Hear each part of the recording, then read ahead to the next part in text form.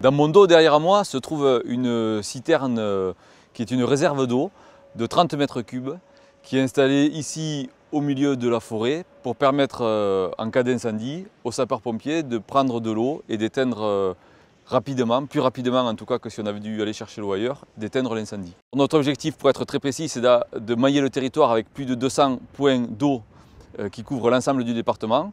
Pour l'instant, nous en avons environ une centaine qui sont principalement composés d'aires d'aspiration sur les cours d'eau qui sont pérennes l'été.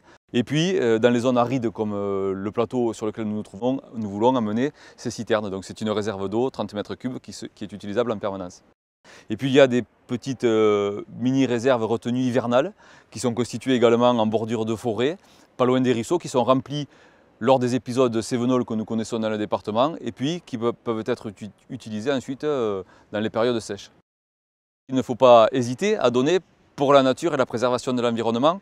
C'est vrai qu'on a tendance à penser que la forêt s'est agrandie depuis ces dernières décennies, c'est exact, mais c'est une raison supplémentaire pour œuvrer à sa protection, œuvrer à sa diversification et œuvrer à l'accompagnement que l'on doit faire de ces milieux forestiers dans le changement climatique que nous connaissons.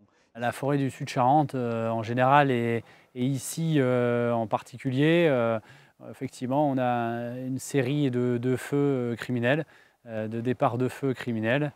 Et cette année, on en a eu plus d'une dizaine. Il faut savoir que ça brûle autant au printemps qu'à l'été ici.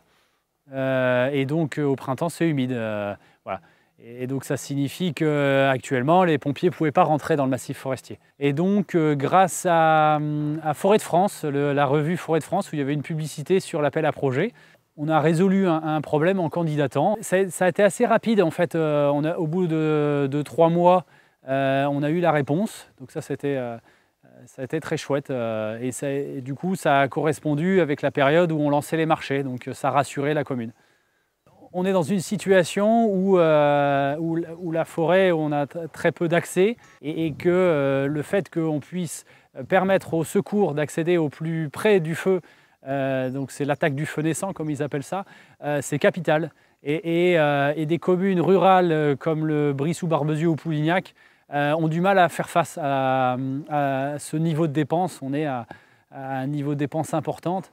Et vu l'impact positif que ça peut avoir, j'invite tout le monde à soutenir même avec 1 euro ce genre de projet très concret. Réellement, ça contribue activement, en tout cas, à la défense de la forêt.